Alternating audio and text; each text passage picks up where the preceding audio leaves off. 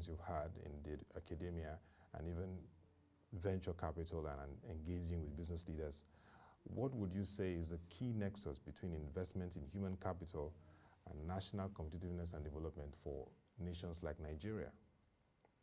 Education plays a very, very important role because if you look at all the countries that have been able to succeed and continue to try, they've invested significantly in developing the skills of their people so that people can continue to be creative, innovative, and develop the right products and services that then has a positive impact on the economy.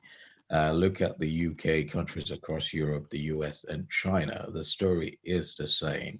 Education plays a critical role in acquiring the right skills across industries, from defense to pharmaceuticals to education, and so on. So, at the core is education. Yes. You just talked about research, and How critical has been research and development to the transformation of economies? You just mentioned United Kingdom, very, very robust when it comes to education and has been able to make it a hub for education. We will come to your aspect, but how has that really helped to reposition industrialized economies like UK? Um, Using the UK as an example, and I remember when I was deputy director for a Center for Innovation Management at a university here in London. Something we ensured we did was, in as much as research is very important, we also had initiatives where we were able to translate research outputs into products and services. So there was a clear link between research that's being done at university and the value add it could provide for business. And of course, um, uh, government within local community. So I think the nexus between university and the knowledge created and the application of knowledge is very critical. And for a lot of countries that have been able to succeed and thrive, they've been able to bridge that gap. So as knowledge has been created, new knowledge is being applied, and value is being added to business and to government. okay. I mean, I like that part of the research being that of value addition, bringing value to the space. And in Nigeria, we're beginning to see some understanding, as we've seen in the UK and various other economies like Singapore and US. Now there is a triple helix where you have education, that's higher education, university, to the Nigerian Universities Commission, the federal government, that's the Federal Ministry of Education, and the industry, represented by the Nigeria Economic Summit Group, coming together to see how they can have that synergy where curriculum meets the demands of the industry with skills and requisite qualifications to make our economy competitive. What you be saying to this initiative that's been ongoing, and what can we do to sharpen up and also be very competitive in the global economy? Policy plays a very important role. Of course, as a country, it's important to have a clear vision on where the country would like to go in terms of the kind of skills it would like to develop. So you find some countries who would like to develop certain industries, and then initiatives are focused on those industries. So at the moment, um, a lot of businesses operate within the service industry in the UK. There's a continuous drive to shift that into heavy industry, so manufacturing and so on.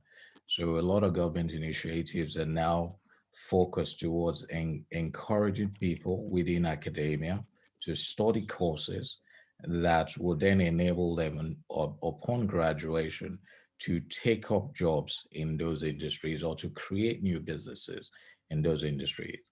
And that's why you find there are government initiatives, whether it's venture capital, whether it's grants that support research and then encourage the commercialization of that knowledge in very practical ways. So it's not just acquiring knowledge, like I mentioned earlier, it's also the application of that knowledge. And there are various government initiatives here in the UK that are being utilized to ensure that the government is achieving its goals and objectives. And of course, in as much as you can plan as much as you like, and set up initiatives, you also have to ensure that these initiatives are being refined as things progress so that corrective actions are being taken if the initiatives aren't helping the organization or the country achieve the goals and objective it aims to achieve. That's a very clear and concise in terms of, I like the part of the commercialization of knowledge, because that's what also brought the US to limelight. Today, it's the largest economy in the world. But just give us some insight into Awa Business School in the UK. What's its value proposition, and especially why is it that key strategic business school that students from overseas should attend? At the core view is our mission, which is making education accessible. So this means that where students are willing and able, they're provided the opportunity to access education, succeed and progress into employment or work or successful lives, whatever that might mean for the particular students. Our business school was founded in 2018 as a result of various experiences in some leading institutions here in the UK. And I remember a notable experience was working with a group of final year students, and they just had 2 weeks to graduate. And I remember one of my students saying, "Sir, we've learned so much from you. It's been an extraordinary experience. However, this program and this course has been very theoretical. And if we were asked to go out there and perhaps set up a business on our own or invest in a security, whether it's a bond or equities, we won't know where to start. Of course, we can do all the calculation on paper, which is fine, but we would have liked an experience where we learned this concept and then we're able to apply this concept in a very, very practical way." I remember having a conversation with my colleagues at the time who were responsible for running the school, and they were like, "See, Dayo, we appreciate the feedback, but we've done things this way and it's been successful, so we don't see any reason to change." And of course, I remember working with my colleagues, helping the students graduate and providing support for them after graduation. But I do remember one day I was in the shower and, I then got this thought, I've taught in university for many years. There's a network that has been built. We could actually set up our own school. And so, I spoke to a friend. I was at the London School of Economics at the time, and they were like, "Dayo, it's a fantastic idea. Let's do it." And so our business school was born, really. And we then started the process of accreditation. So it took us about 2 years to get government validation, because of course, being able to have qualifications that is recognized by government is very, very important. So we have government approval. We do have a course now that is being delivered online, the Advanced Diploma in Business, that is equivalent to the first 2 years of an undergraduate degree. So on completion of that course, students then can go on to the third year of university. We've decided to provide this course online so that students, regardless of geographic location, can access this course. We've also tried to ensure, informed by our guiding principle, that finance shouldn't necessarily be an impediment to accessing quality education. And so our courses are competitively priced. And of course, I understand that as our conversation progresses, we will come on to discussing that in detail. But at the core of what we do, of course, is making education accessible. Yeah, I mean, I like the part of making education accessible, because it's very important. And I mean, kudos to you. You started Awa Business School 2018, you got your accreditation in the space of 2 years. In Nigeria, a lot of federal universities work tirelessly to get accreditation from the Nigerian Universities Commission. It takes process. They have to go through all the rigors. So for you, that's a thumbs up, and of course showing how the work has gone on to create value in the education system. But let's get on quickly to what you were saying about the competitive prices and cost. You know that we have a foreign exchange challenge, which of course our central bank is working to address seriously. But when you look at the high costs, because look at the pound to the naira today, you know the cost implications. So how can prospective students from Nigeria, how can friends, if I talk to them, say, Awa Business School is here for you to sharpen your skills and make you competitive? How can they navigate and pay off this price? How competitive is it, like you said? Yeah. I sort of process, before I come on to that question, responding to that question, I know you did mention that I think in Nigeria, the process takes much longer.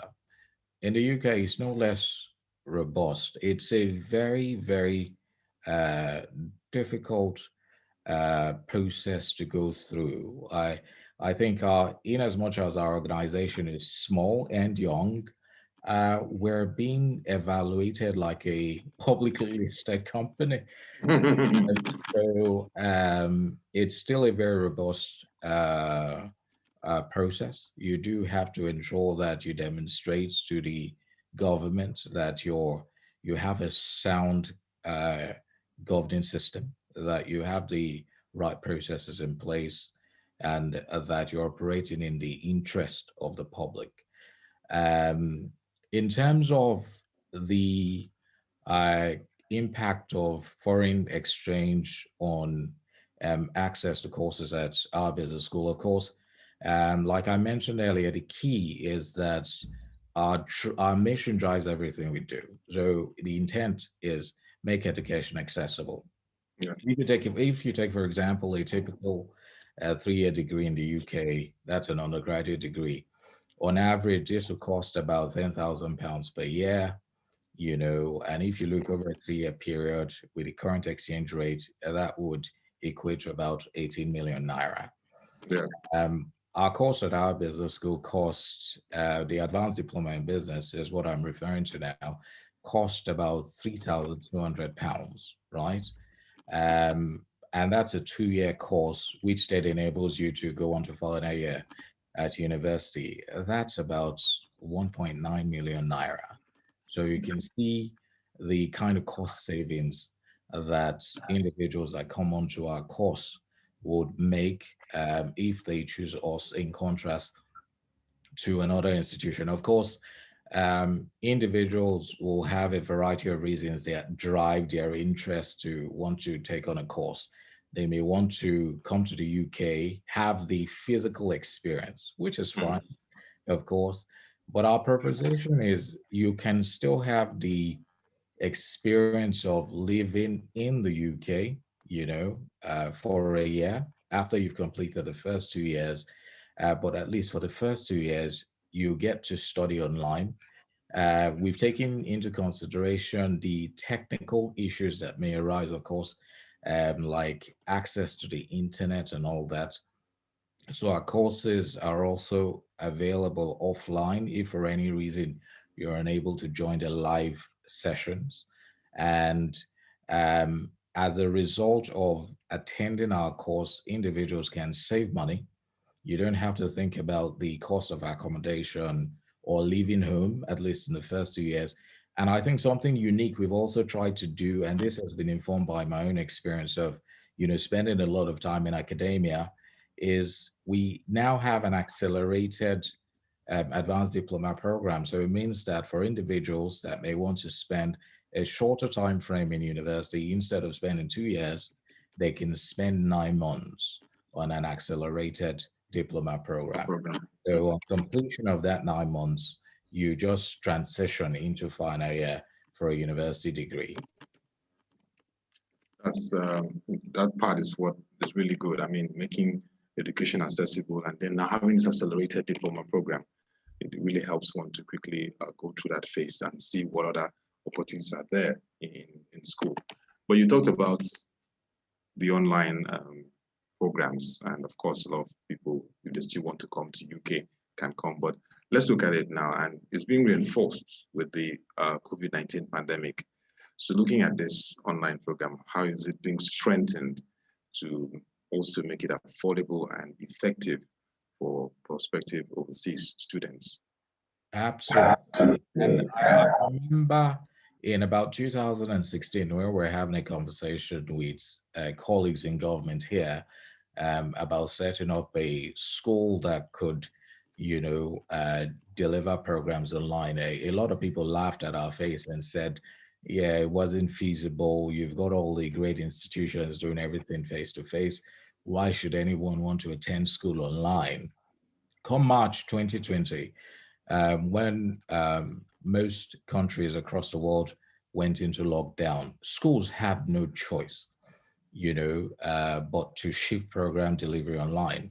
We were at the forefront of that. We already had the systems in place.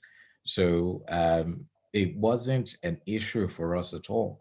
And we continue to refine that to look at, the existing technologies. And we're also thinking about, the potential of building new technologies to facilitate that process. So like I mentioned earlier, um, I do appreciate that technology can be an impediment. For example, if you haven't got, access to high quality internet and you're trying to, attend a live session, it can be Mhm. an impediment. But again, we've also taken this into consideration. So sessions can be accessed offline. Materials will also be accessible to individuals offline.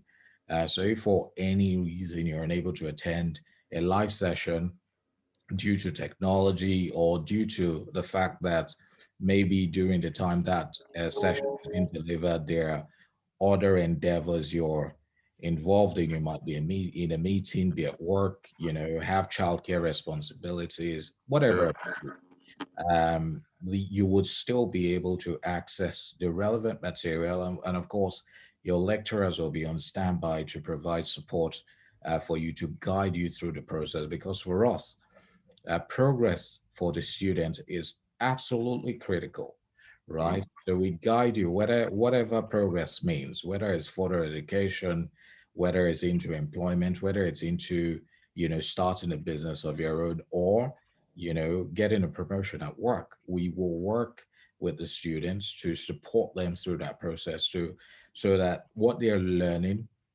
can be very beneficial to them in a way that makes sense to that particular student.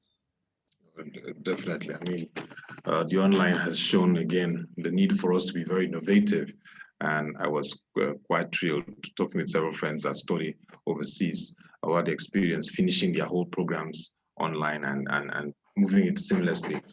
Over here, we had our own experience in Nigeria. Industrial action in the university just called off recently, but people couldn't have their sessions. So it just shows there's a lot to be done for us to achieve that. But it's good that you're being proactive in that area.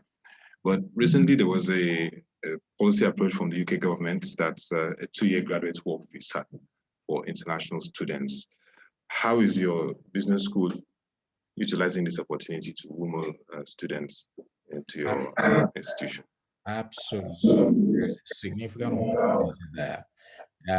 So what we've said to students, and the opportunity our course provides for students is there is, from the time you think about studying in the UK to the time, of course, you apply for a course, get admission, to applying for a visa. It can be a long-winded process. And so what we say to people is our accelerated diploma is 9 months, right? So you can start a course at our school, and by the time you're done, you've then put things in place to then enable you to transition into final year, for instance, and then come here, study for 1 year, and then be able to transition into the government scheme where you get a work visa to work in the UK. People can benefit from that opportunity. And of course, there's also the financial requirement of having to study here. So of course, there, like I mentioned earlier, there are people that may want to, come here. They're like, you know what, online isn't for me, which is absolutely fine. We want to, come to the UK, have the face-to-face experience. And you can do that from the first year and pay your £30,000, which is in Nigerian terms 18 million. You could pay Yeah. that, Yeah. right? But if you're a person that you're like, you know what, I could actually invest 16 million, in a revenue generating endeavor and spend 1.9 with a little bit of savings, in an online program that is offered by our business school. And on completion of that, then go to the UK, spend just 1 year, and then get into work and start making money immediately. You could also do that.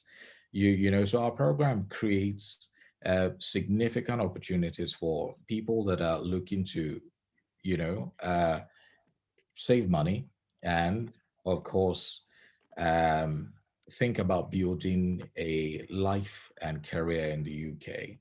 And that can happen within a shorter time frame, because for most degree awarding bodies here or universities, your typical 3-year program is a 3-year program. Nothing, Yeah. you have no flexibility, but we provide that flexibility because we've considered the requirements of the students. Everybody has a different need and want, and we are positioned to cater to those needs and wants.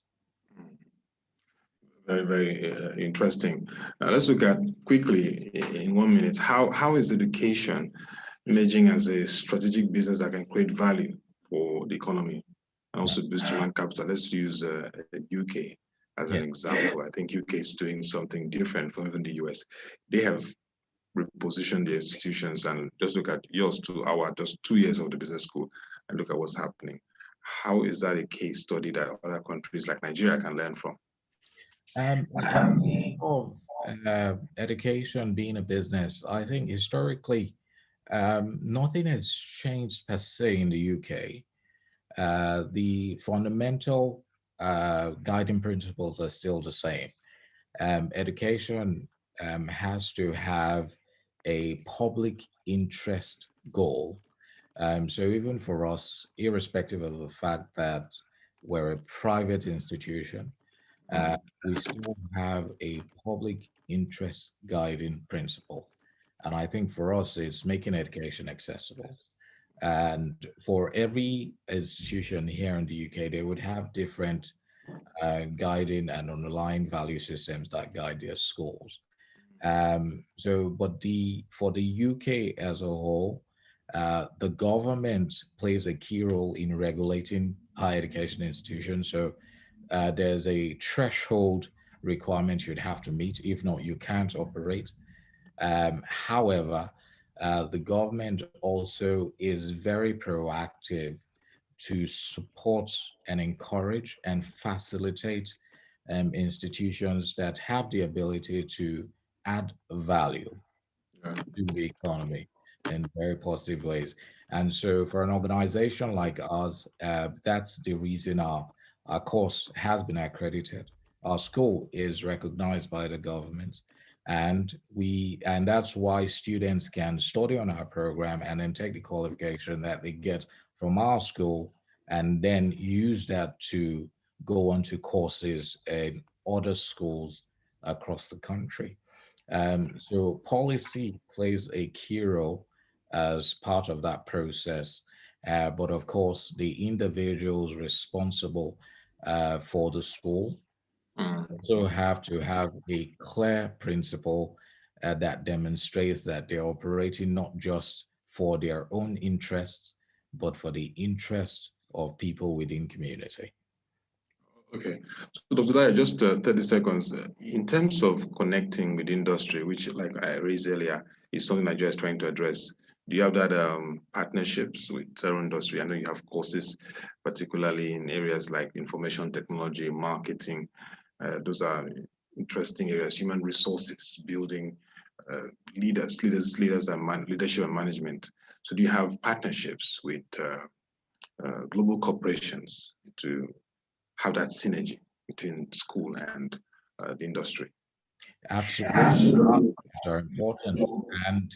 And so what we've also done, in addition to having relationship with firms, so students can come on, and there are potential opportunities for them to work with organizations to apply what they learned from the school in a very practical way. So by the time they complete a program, they can also say, we've learned this thing, we've been able to work with this organization to apply what we've learned. So in addition to getting a degree, we also have experience.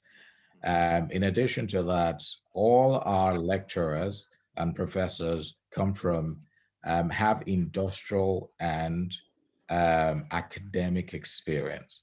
So Okay. it's not just academics, people that have only carried out research. Yes. They might have done that, but they've also worked in industry as well. So they can bring the learning to life in the classroom, because that's very, very important. So two things that drive program delivery within our school: quality in terms of academic standards, but also practicality in terms of the knowledge that is being shared within the classroom. Very, very important.